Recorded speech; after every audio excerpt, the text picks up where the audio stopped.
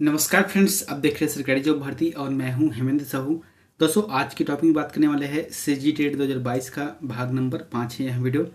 जो आज की टॉपिक है वहाँ बाल विकास एवं शिक्षा शास्त्र के अंतर्गत जो सीखना और संज्ञान का विकास और प्लस विशेष आवश्यकता वाले बच्चे हैं, यानी कि ये तीसरा इकाई है और चौथा इकाई है। ठीक है, क्योंकि बाल विकास के अंतर्गत 4 इकाई दिया गया था, तो इससे पहले मैंने जो 4 वीडियो अपलोड कर दिए हैं। अब ये दोनों जो टॉपिक है यानी कि इकाई 3 और इकाई 4 का मिक्स करके लाया हूँ। ठीक, इसमें 30 नंबर का इसका एक और वीडियो आएगा। तो फिर दोस्तों, वीडियो पर अगर नया हो तो चैनल को सब्सक्राइब कर देना, बेल आइकन को जरूर दबा देना। चलते हैं यहाँ पर वीडियो की तरफ। आप लोगों के लिए जो होमवर्क है उसको हम पहले देख लेते हैं। मानव विकास किन दोनों के योगदान का परिणाम है, तो इसका जो आंसर है थर्ड आएगा, जो कि बहुत से लोगों ने कमेंट किया है, बिल्कुल सही है। इसका आंसर आ जाएगा वंश क्रम एवं वातावरण का आ जाएगा। ठीक है, यहाँ पर आज का पहला क्वेश्चन देखते हैं। बच्चों द्वारा की जाने वाली त्रुटियों के संबंध में निम्न में से कौन सा कथन सत्य है। तो बच्चों के द्वारा जो त्रुटियां होती हैं तो उसके बारे में कौन सा कथन सत्य है। ऑप्शन दिया गया यहाँ पर। पहला क्या है, एक शिक्षक के प्रत्येक त्रुटि पर ध्यान नहीं देना चाहिए अन्यथा पाठ्यक्रम पूरा नहीं होगा। दूसरा क्या है कि प्रत्येक त्रुटि को सुधारने में बहुत अधिक समय लगेगा तथा एक शिक्षक के लिए थकाने वाला होगा। ठीक है।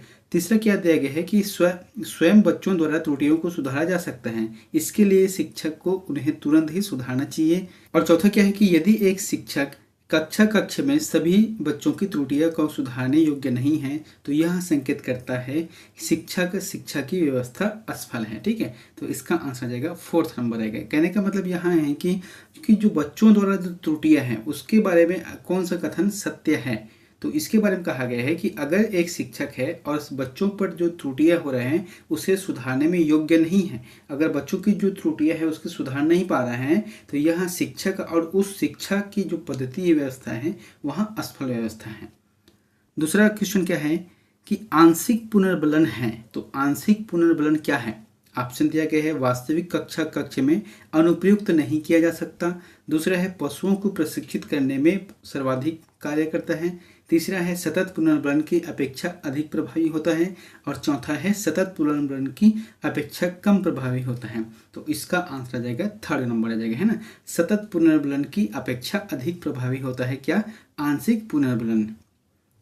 तीसरा प्रश्न क्या है, सीखने के सिद्धांतों के संदर्भ में स्कैफोल्डिंग खाली स्थान की ओर संकेत करता है। तो स्कैफोल्डिंग खाली स्थान की ओर संकेत करता है, क्या संकेत करता है।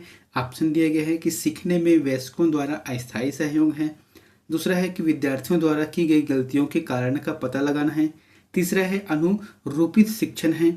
और चौथा है पूर्व अधिगम की पुनर्वृत्ति। तो इसका आंसर क्या आ जाएगा, पहला आ जाएगा। ठीक है, सीखने में वयस्कों द्वारा अस्थायी सहयोग, जो कि स्कैफोल्डिंग और जो है अस्थायी सहयोग की ओर संकेत करता है। चौथा प्रश्न क्या है, वे शिक्षार्थी जो समृद्ध ज्ञान और शैक्षणिक दक्षता की हार्दिक इच्छा प्रदर्शित करते हैं उनके पास होता है। तो उनके पास क्या होता है। ऑप्शन दिया गया है निष्पादन परिहार अभिविन्यास का, कार्य परिहार अभिविन्यास का, और चौथा है यहाँ पर तीसरा क्या है नैपुण्यता अभिन्यास का, और चौथा है निष्पादन उपागम अभिविन्यास का। तो इसका आंसर आ जाएगा फोर्थ रहेगा, यानी कि निष्पादन उपागम अभिन्यास का इसका आंसर सही आ जाएगा।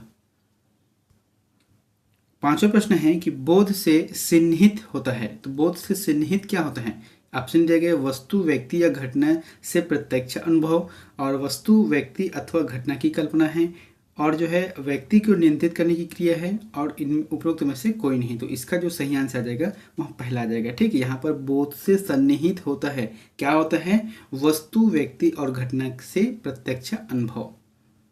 छठा प्रश्न क्या है कि प्रभावी ज्ञानार्जन संकेत करता है। तो प्रभावी ज्ञानार्जन संकेत क्या करता है।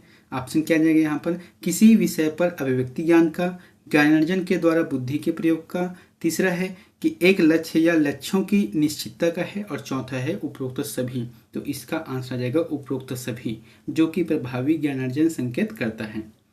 यहाँ पर चौथा जाएगा। सातवां प्रश्न क्या है, प्रभावी ज्ञानार्जन के क्षेत्र में सर्वाधिक विख्यात शिक्षा शास्त्री है। तो प्रभावी ज्ञानार्जन के क्षेत्र में जो सर्वाधिक जो विख्यात शिक्षा शास्त्री है वह कौन से है। इसका आंसर जाएगा थार्नडाइक इसका आंसर रहेगा। ठीक है, जो सर्वाधिक रूप से विख्यात है शिक्षा शास्त्री के रूप थार्नडाइक। यहाँ पर आठवां प्रश्न देखते हैं यदि छात्र अधिकांश कार्य स्वयं अपने हाथों से करेगा तो छात्र में क्या होगा। यहाँ पर बोल रहा है कि अधिकांश छात्र अपने हाथों से, स्वयं के हाथों से करेगा तो क्या होगा छात्रों में। ऑप्शन है शारीरिक शक्ति बढ़ती है, दूसरा है कि मानसिक शक्ति बढ़ती है, तीसरा है कि परिश्रम करने की भावना बढ़ती है और चौथा है आत्मनिर्भरता पैदा होती है। तो इसका आंसर जाएगा आत्मनिर्भरता पैदा होती है जी। ठीक है, जैसे कि कोई भी बालक है वहाँ स्वयं से कार्य कर रहा है, इसका मतलब क्या है, उसको अपने आप पर, आत्मनिर्भरता पर विश्वास होगा।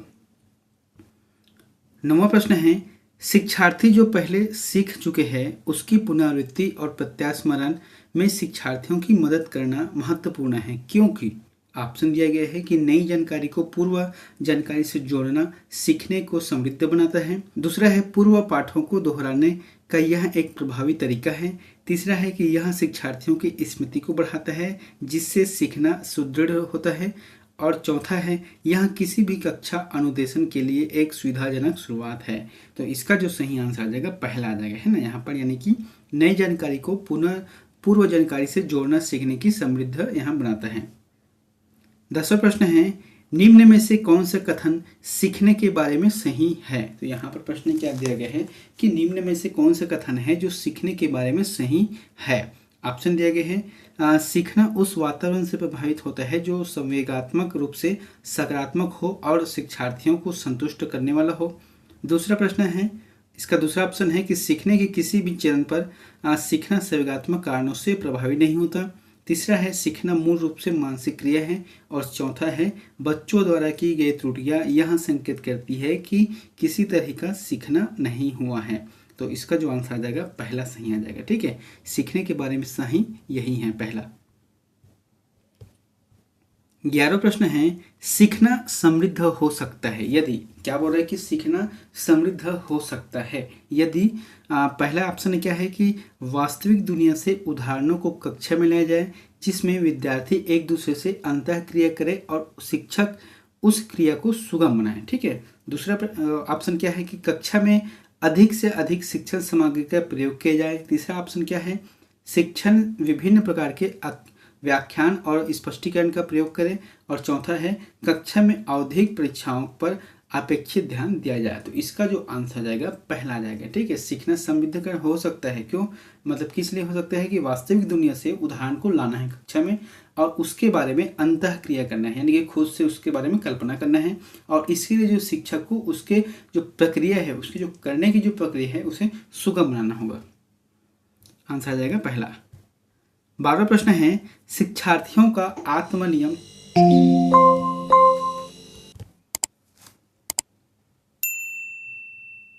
12वां प्रश्न है, शिक्षार्थियों का आत्मनियम खालिस्तान की ओर संकेत करता है।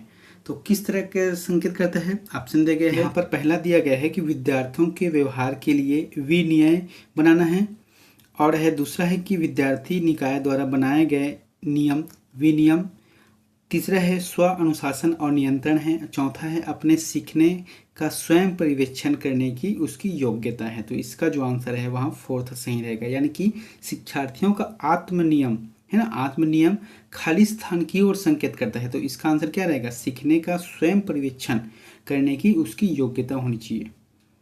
13वां प्रश्न, निम्न में से किस कथन को सीखने के लक्षण के रूप में नहीं माना जा सकता। तो किसको सीखने के लक्षण के रूप में नहीं माना जा सकता, ऑप्शन दिया गया है, सीखना कुछ ऐसी चीज है जो कुछ अनुभवों के परिणाम स्वरूप घटित होती है, दूसरा है व्यवहार का अध्ययन सीखना है, तीसरा है अनअधिगम भी सीखने का हिस्सा है, और चौथा है कि सीखना एक प्रक्रिया है जो व्यवहार में मध्यस्थता करती है। तो इसका आंसर क्या जाएगा, दूसरा आ जाएगा, है ना, व्यवहार का अध्ययन कराती है, यानी कि व्यवहार का अध्ययन सीखना है, ये जो है सीखने के लक्षण में नहीं माना जाता, क्योंकि व्यवहार का लक्षण अगर सीखने में है तो नहीं, उसके शिक्षा को जो व्यवहार में लाना चाहिए। बाकी जो तीन आंसर है वहाँ सही आ जाएगा। यहाँ पर 14वां प्रश्न है कि सिद्धांत के रूप में रचनावाद है। तो सिद्धांत के रूप में रचनावाद क्या है, ऑप्शन दिया गया है कि दुनिया के बारे में, यहाँ पर बारे आ जाएगा, है ना, दुनिया के बारे में अपना दृष्टिकोण निर्मित करने में शिक्षार्थी की भूमिका पर बल देना है, दूसरा है सूचनाओं को याद करने और पुनः स्मरण द्वारा जांच करने पर बल देना है। और तीसरा है शिक्षा की प्रभुत्वशाली भूमिका पर बल देना है। और चौथा है अनुकरण की भूमिका पर केंद्रित है। तो इसका आंसर आ जाएगा पहला आ जाएगा। ठीक है, दुनिया के बारे में अपना दृष्टिकोण निर्मित करने में शिक्षार्थी के भूमिका पर बल देना है इस सिद्धांत में। 15वां प्रश्न है कि प्रतिभाशाली बच्चे क्या करते हैं। तो प्रतिभाशाली बच्चे क्या करते हैं कि ऑप्शन दिया गया है कि बिना किसी की सहायता के अपने सामर्थ्य का पूर्ण विकास करते हैं। दूसरा है कि मानव के लिए महत्वपूर्ण किसी भी क्षेत्र अस्वभावतः अच्छा निष्पादन करते हैं। और तीसरा है कि सामान्यतः शारीरिक रूप से कमजोर होते हैं और सामाजिक अंतःक्रिया में अच्छे नहीं होते हैं। और चौथा है सामान्यतः अपने शिक्षकों को पसंद नहीं करते हैं। तो इसका जो आंसर आ जाएगा सेकंड आ जाएगा। ठीक है, मानव के लिए महत्वपूर्ण किसी भी क्षेत्र में अस्वाभ्यता अच्छा निष्पादन करते हैं। तो यही आंसर आ जाएगा प्रतिभाशाली बच्चे का लक्षण है। 16वां प्रश्न है प्रतिभाशाली बच्चों के संदर्भ में संवर्धन का अर्थ है। तो प्रतिभाशाली बच्चों के संवर्धन में इसका अर्थ क्या रहेगा। ऑप्शन दिया गया है कि ऐसे विद्यार्थियों को वर्तमान स्तर को छोड़कर अगले स्तर में पदोन्नत है। दूसरा है कि आकलन की प्रक्रिया का संवर्धन करना है। तीसरा है शैक्षणिक गतिविधियों के संपादन में संवर्धन करना है। और चौथा है सह शैक्षणिक गतिविधियों के संपादन की गति को बढ़ाना है।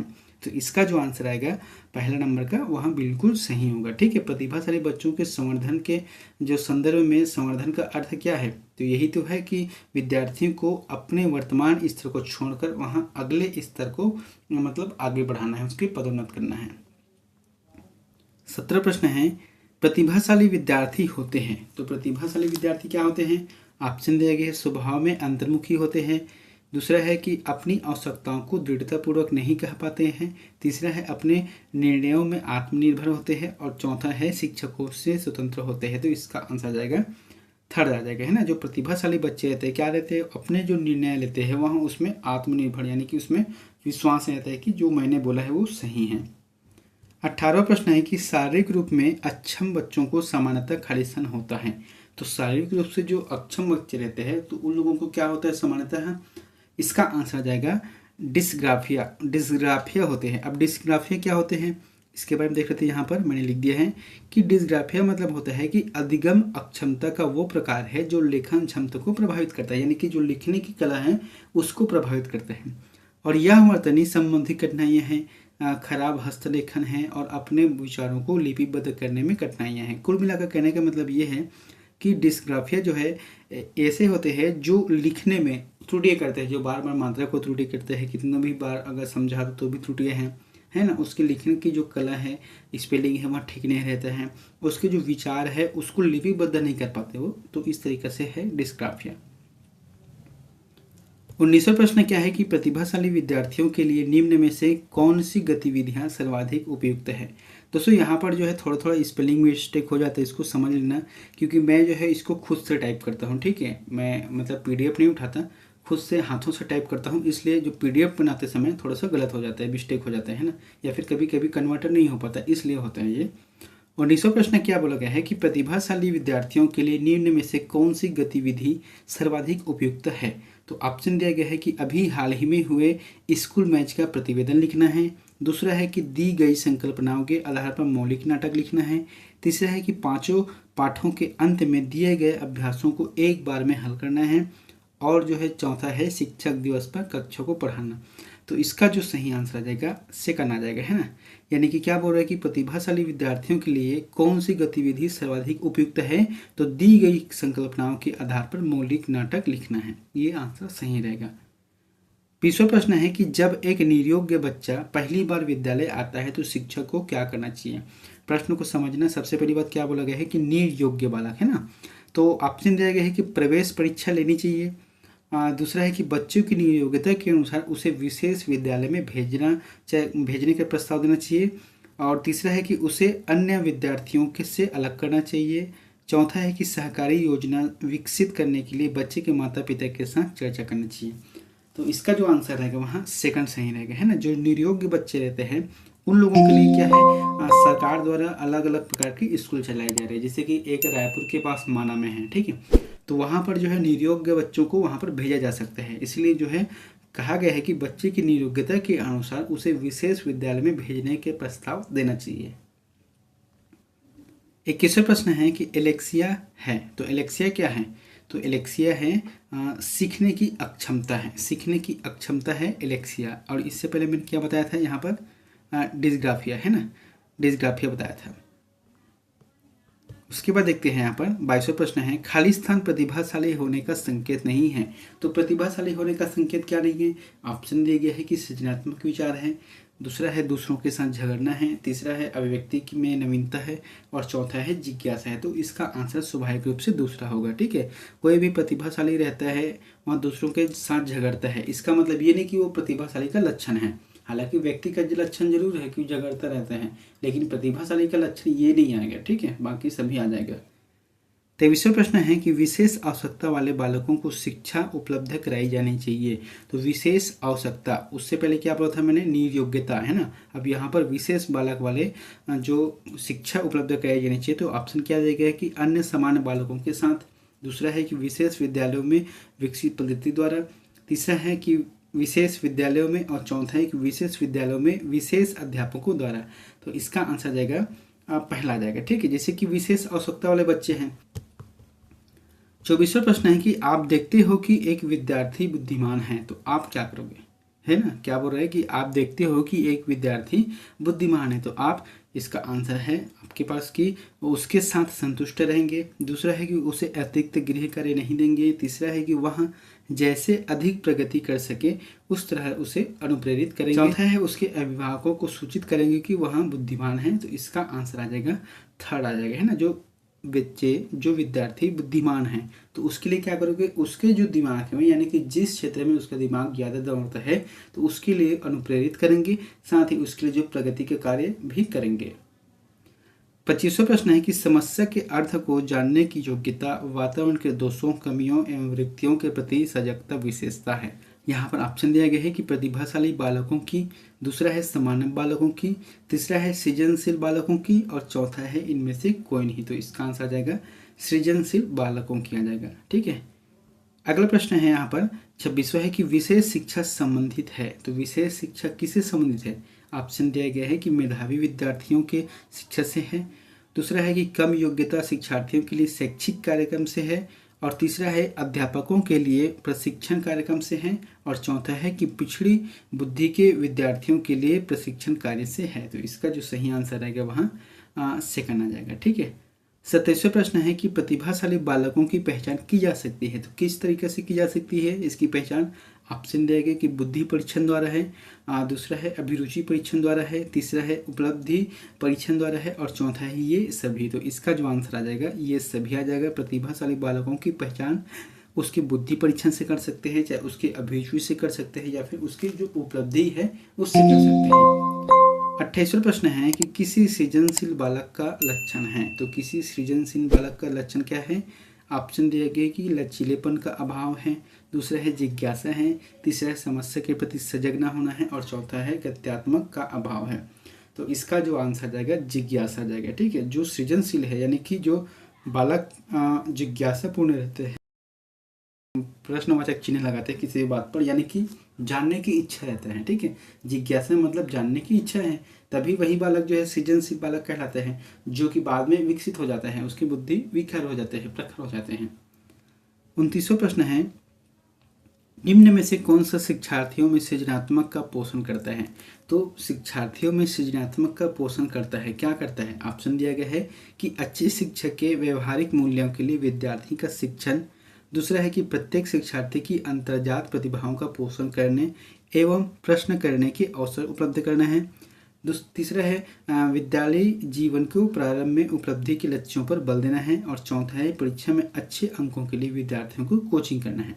तो इसका जो आंसर आ जाएगा दूसरा आ जाएगा, है ना, कि प्रत्येक शिक्षार्थी को अंतर्जात प्रतिभाओं का पोषण कराने एवं प्रश्न करने की अवसर देना चाहिए। यह जो है शिक्षार्थियों में सृजनात्मक का पोषण है। 30वां प्रश्न क्या है कि प्रतिभाशाली बालकों की शिक्षा निम्न में से किस कारण द्वारा प्रभावित नहीं होता? प्रश्न क्या बोल रहे हैं कि जैसे कि प्रतिभाशाली बालक है, ठीक है, तो उसके जो दिमाग में यानी कि उसके जो शिक्षा में क्या प्रभावित नहीं होता? तो आप ऑप्शन दिया गया कि आर्थिक, मनोवैज्ञानिक और सांस्कृतिक और सामाजिक। ठीक है, तो इसका जो आंसर आ जाएगा सांस्कृतिक रूप से प्रभावित नहीं होता।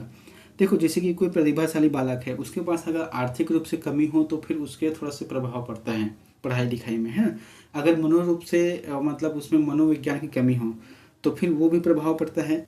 सामाजिक रूप से अगर प्रभाव नहीं मिलता यानी कि माहौल नहीं मिलता तो वो भी प्रभाव डालते हैं। लेकिन यहाँ पर बोला क्या गया है कि प्रभावित नहीं होती तो सांस्कृतिक रूप से नहीं होती, क्योंकि सांस्कृतिक गतिविधि ऐसा है जिसमें प्रतिभाशाली बच्चों को आगे ले जाता है। दोस्तों यहाँ पर 31वां क्वेश्चन है, आप लोगों के लिए होमवर्क है, तो प्लीज़ इसका आंसर प्लीज़ कमेंट बॉक्स पर जाकर जरूर दें। प्रश्न है कि बालक की सृजनात्मक अभिव्यक्ति के द्वारा निम्न में से क्या प्रभावी नहीं होता। तो क्या प्रभावी नहीं होता?